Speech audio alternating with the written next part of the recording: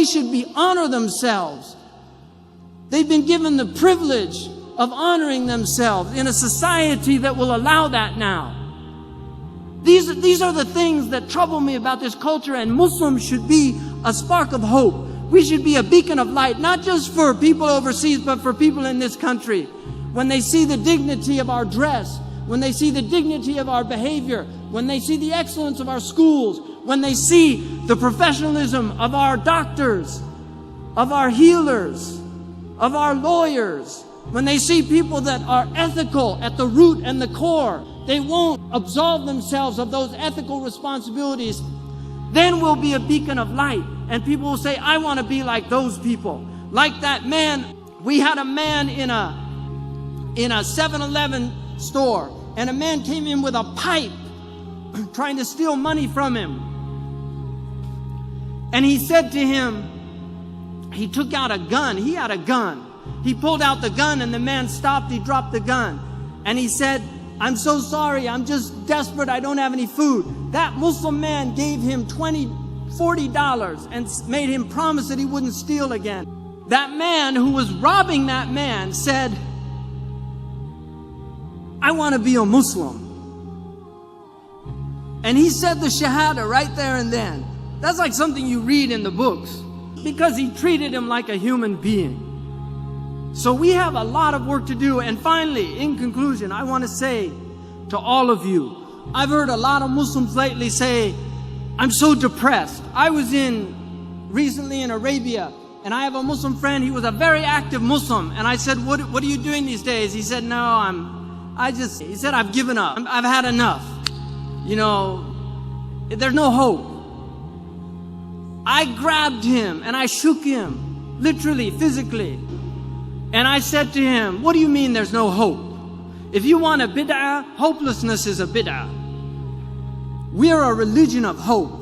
We live on hope. Every time you're depressed or you say there's no hope, what you're saying to every African that was brought over in chains and survived the transatlantic crossing and came here and lived in slavery and marched to get their civil rights, you're saying to them, that was all a waste of time.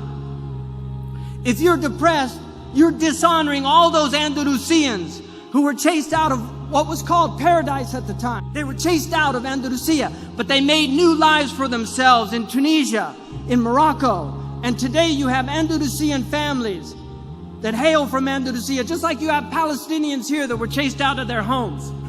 You're dishonoring all of those Indians that migrated to Pakistan with the hope of a better life. You're dishonoring the Afghanis that have lived in over 30 years of war, and they're still trying to hold their heads high. We can't do that. There's no room for hope. I'm in it till the last breath. I'm in it till the last breath.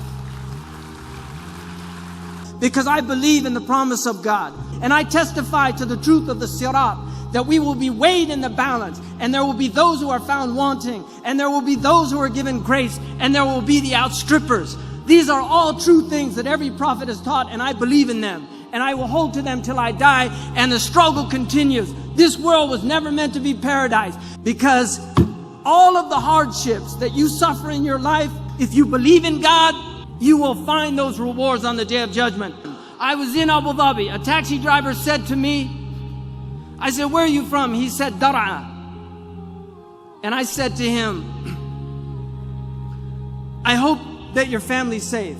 He said the house caved in on them. My father was killed. He said to me, I've worked 12 years. Every month I sent everything I could back to my father to build that house. And it was destroyed. I feel like my whole life is a waste. I said to him, Ya akhi, bil Arabiya, ihtasib 'inda Allah. Wallahi kunta fi birrin biwalidayk. You were in filial piety to your parents. Believe in the promise of Allah subhanahu wa ta'ala. What you're doing is not to build in this world. Man bana li hadhihi ad-dunya faqad khaba ma bana. If you build for this world, what you build will go to naught. We build for the next world, not for this world.